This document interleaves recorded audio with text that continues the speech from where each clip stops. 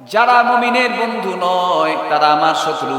আল্লাহ পাক এই কথাও সূরা মুমতাহিনাতের ভিতরে বলেন, ইয়া আইয়ুহাল্লাযীনা আমানু লা তাত্তাখিযু আদুব্বি ওয়া আদুওয়াকুম আউলিয়া। তোমরা আমার শত্রু এবং তোমাদের শত্রুদেরকে বন্ধুরূপে গ্রহণ করো না। আল্লাহ তাআলার শত্রু কারা? আল্লাহি সাল্লাল্লাহু আলাইহি ওয়াসাল্লাম, الدنيا مزرعة الآخرة أو كما قال النبي عليه الصلاة والسلام إن الله وملائكته يصلون على النبي يا أيها الذين آمنوا صلوا عليه وسلموا تسليما اللهم صل على محمد وعلى آل محمد كما صليت على إبراهيم وعلى آل إبراهيم إنك حميد مجيد اللهم بارك على محمد وعلى آل محمد كما باركت على إبراهيم وعلى آل إبراهيم إنك حميد مجيد لا إله إلا الله لا إله إلا الله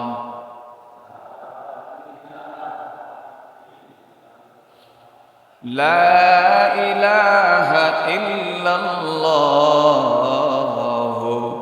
محمد رسول الله صدق الله المولانا العظيم وصدق رسوله النبي الكريم ونحن على ذلك لمن الشاهدين والشاكرين والذاكرين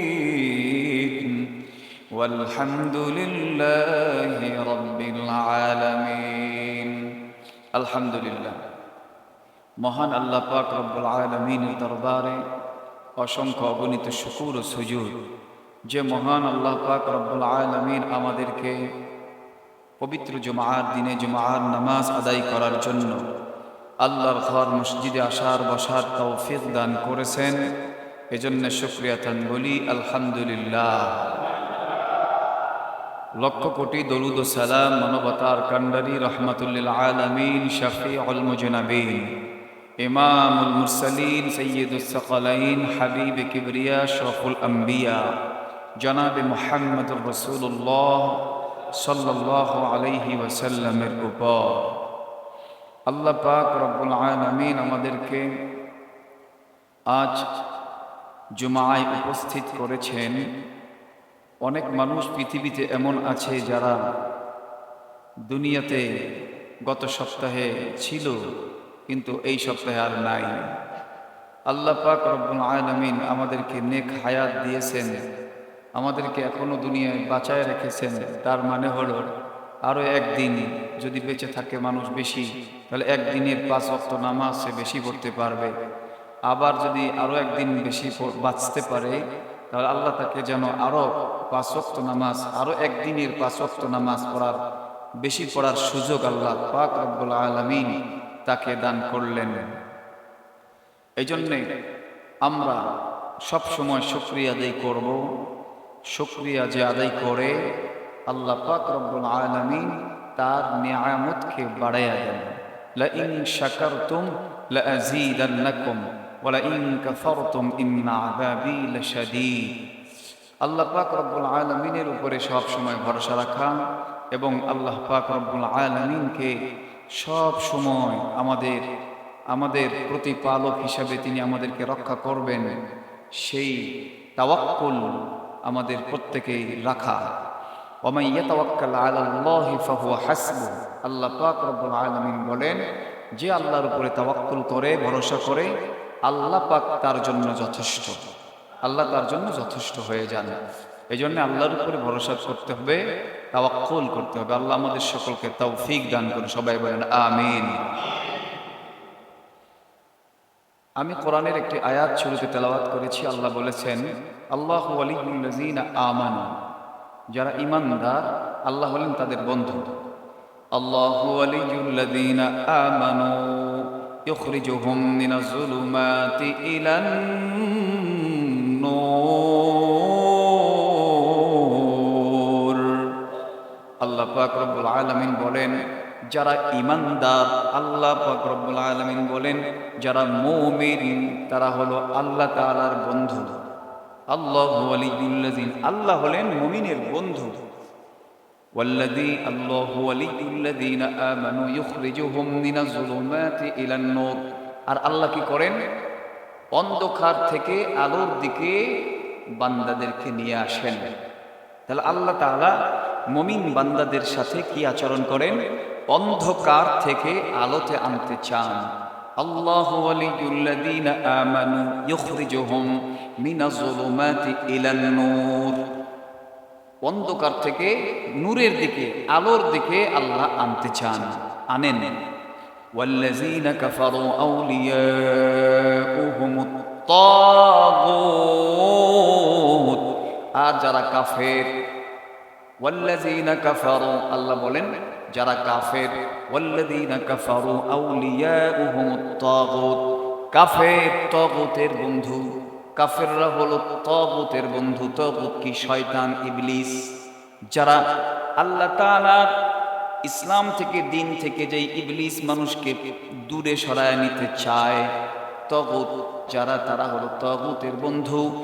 আর এই কাফেরদের কাজ কি? এই তাগুতের কাজ কি? ওয়াল্লাযীনা কাফারু আউলিয়াউহুমুত তাগুত ইখরিজুনাহুম মিনান নূরি ইলাজ যুলুমাত। আর এই তাগুতের কাজ হলো তারা আলো থেকে অন্ধকারের দিকে টেনে টেনে নিয়ে যায়। আল্লাহ পাক রব্বুল আলামিন মুমিন বান্দাদের বন্ধু।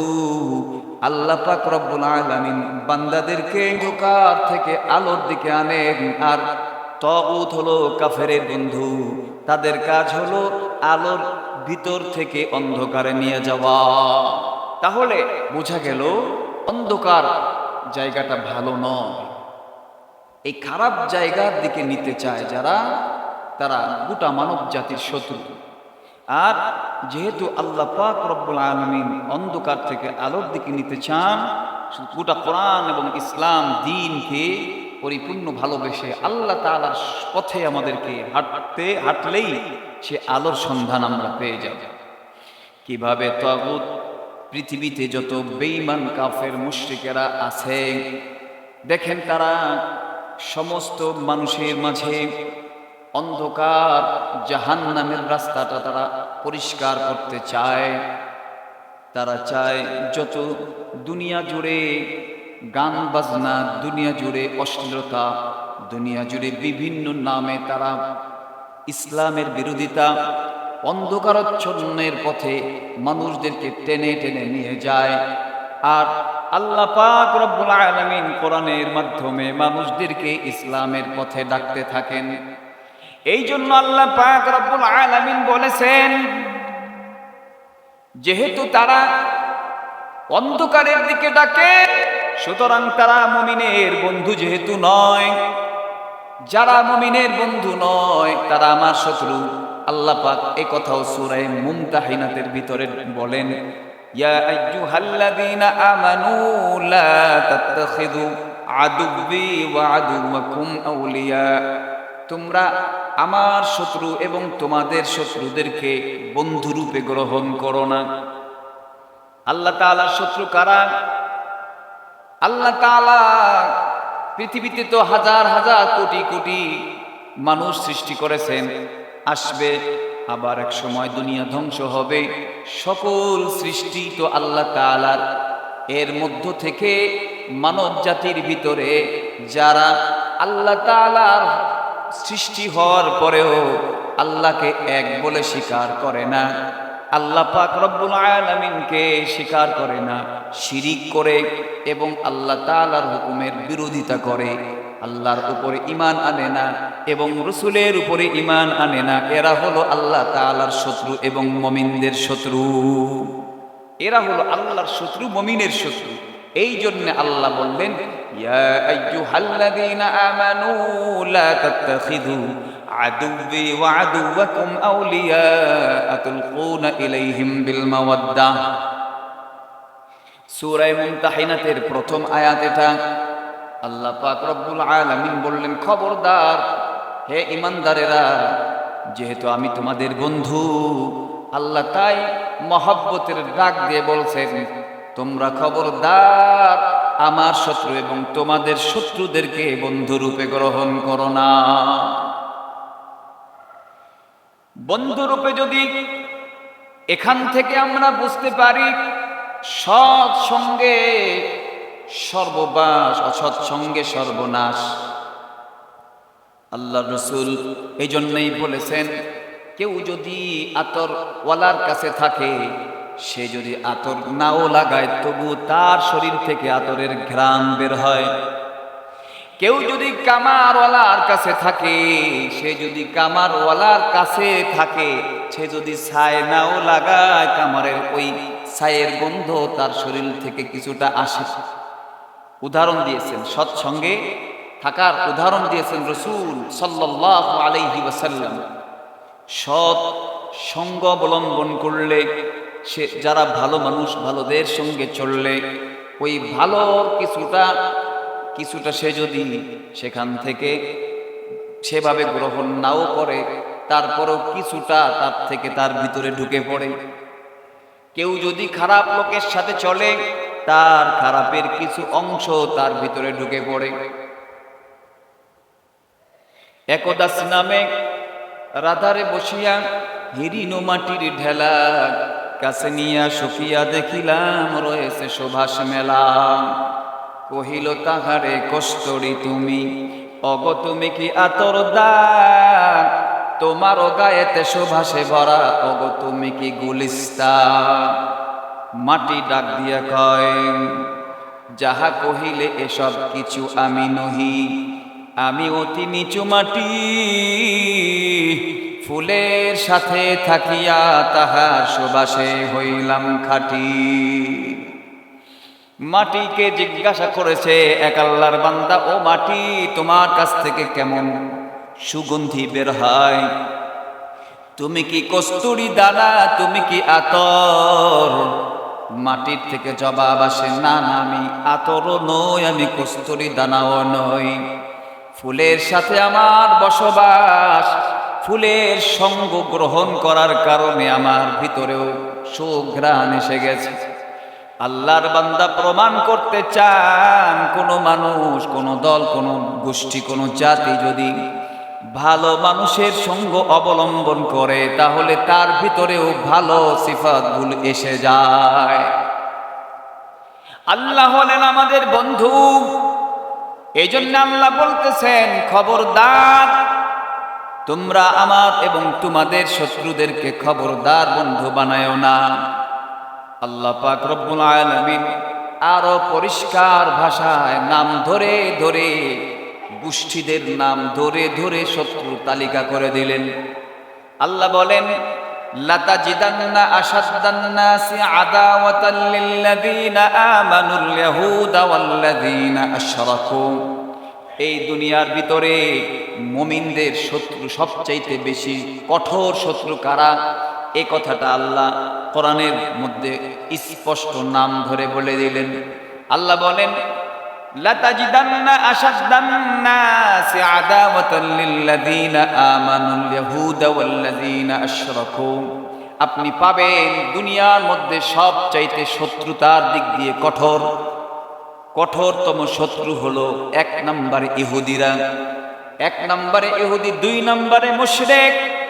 ইহুদিদের বসবাস বর্তমানে ইসরায়েলে, আর মুশরিকদের বসবাস সবচেয়ে বেশি ভারতে।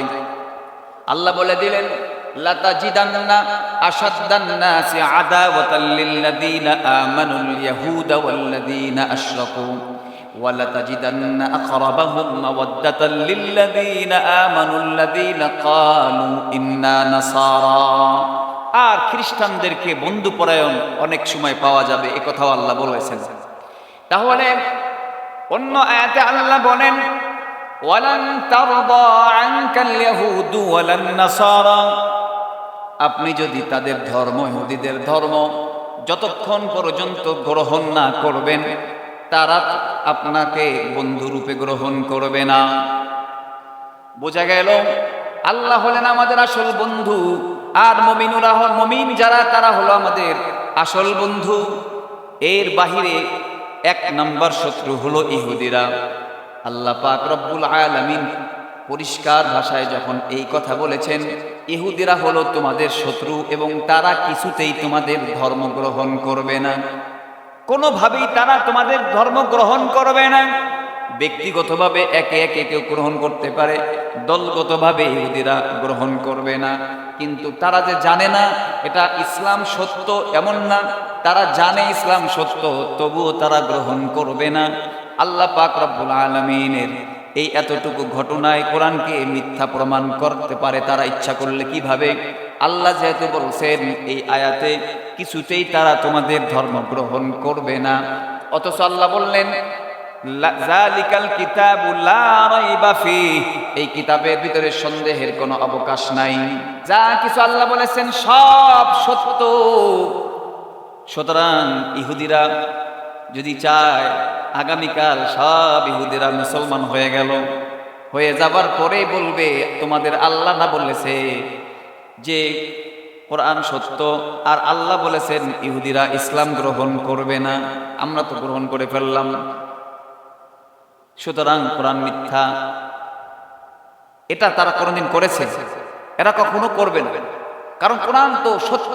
কোরআন পরিষ্কারভাবে 1450 বছর আগে বলে দিয়েছে। এই জন্যে আল্লাহ পাক রব্বুল আলামিন বলেন, খবরদার আমার শত্রু তোমাদের শত্রুদেরকে বন্ধুরূপে গ্রহণ করো না।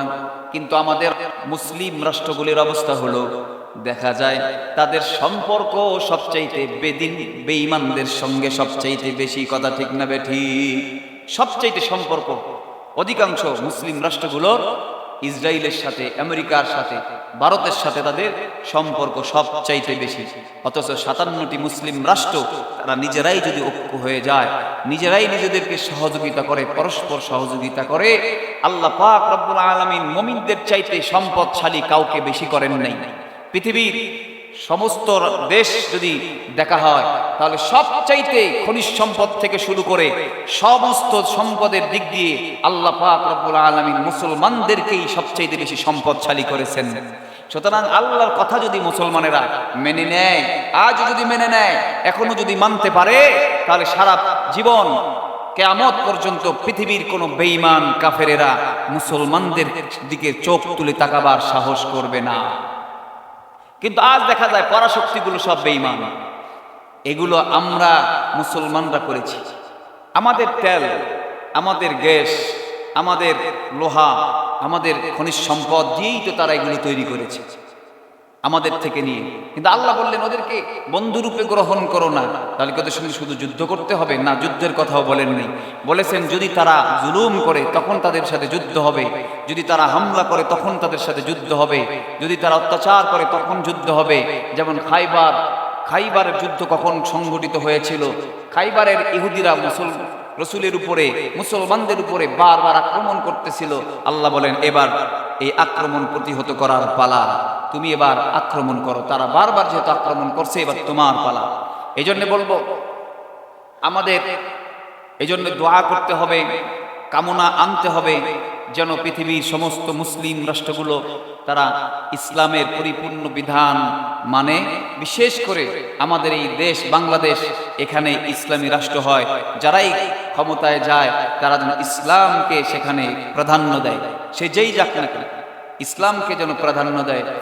আর না হলে দেখা যাবে ইসলাম ছাড়া যা কিছু যত মতবাদ দিয়ে মানুষ চালাক না কেন, সেখানেই সমস্যা থাকবেই। যখনই থাকবে আর কেউ হত্যা করতে সাহস পাবে না। আল্লাহ পাক রব্বুল আলামিন আমাদের সকলকে সঠিকটা বোঝার তৌফিক দান করুন। সবাই বলেন আমিন। নিজের দিকে আমরা না নেই। কোরআন আমার ধর্ম, কোরআন আপনার ধর্ম, কোরআন পৃথিবীর সকল মানুষের পক্ষের ধর্ম।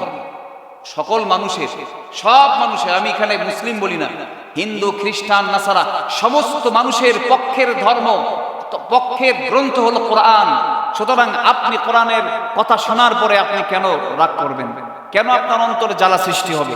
অন্তর জ্বালা কেন সৃষ্টি হবে? আপনি কেন মনে করবেন আমার বিপক্ষে বলছে, আমার দলের বিপক্ষে বলছে? আপনি